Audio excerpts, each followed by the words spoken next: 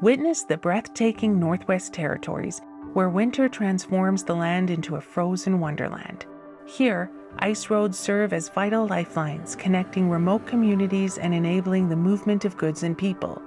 But as climate change intensifies, these crucial pathways face unprecedented challenges that threaten both the environment and the way of life for the Indigenous peoples of the Western Arctic. Welcome to Inspired Risk, a production company dedicated to raising awareness and empowering people to protect and serve as guardians of the natural world and its wildlife.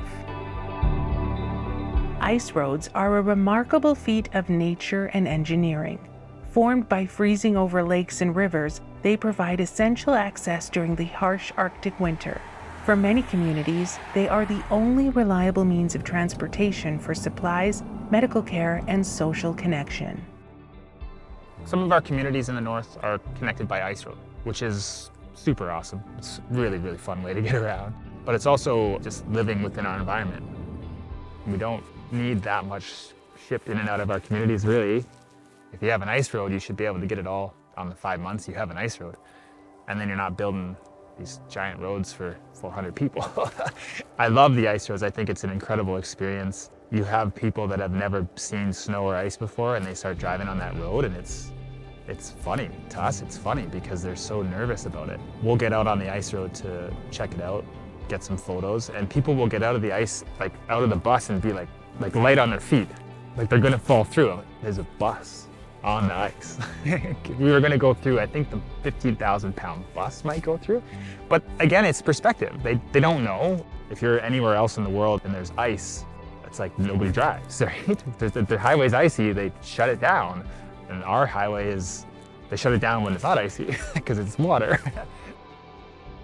So, is it possible that the realities of climate change are altering this landscape? Warmer temperatures and unpredictable weather patterns are causing ice roads to become less reliable and take longer into the year to fully freeze and become usable. In point of fact, over the past few decades, the average duration of ice road use has decreased significantly. This not only affects transportation, but threatens local economies and cultural practices. I go a minimum of foot before I put my vehicles on it. I think it's a minimum of 24 inches for the highway guys. I think a truck is like 5 to 6 inches. You can get a truck. Like, ice is pretty good, but I don't recommend it. I wait till it's like a foot before I start driving on it. You can actually go onto the ice road and look and see the cracks, and you can get a pretty good idea of how thick it is. As ice thickness and stability diminish, there is the potential for negative impacts on wildlife migration patterns and the fragile ecosystems of the north. Like, I could take you for a boat ride in the summer and show you global warming. You can touch it, and you can see the exposed ice, and you can watch it melt right in front of your eyes. Community initiatives are vital in addressing these challenges. Indigenous leaders are at the forefront, advocating for sustainable practices that honor both their traditions and the environment. By integrating traditional knowledge with modern science, could it be possible to create resilient solutions for the future? It's for our future generations to be able to step back from what they might be doing and be able to make that fire without anyone having to come along and say, hey, this is how you do it. To be able to walk on that lake out there and find a push-up. It's still a way of life. We continue to do that as much as we can and share it and show it to the world if we can. Education is key. Local Indigenous-run programs teach youth about the importance of their cultural significance and, in doing so, the importance of conservation. This knowledge empowers the next generation to become stewards of their land. One of the issues that we have is not so many people know about our lifestyle and our way of life up here. A lot of people know what's going on in Ottawa. A lot of people know what's going on in Vancouver. But you ask, what kind of people are you going to find in the Nunavut Northwest Territories? They might be stumped. Because not only us as Inuvialuit are here, or even the Gwich'in, we got the Métis here, we got many different cultures now.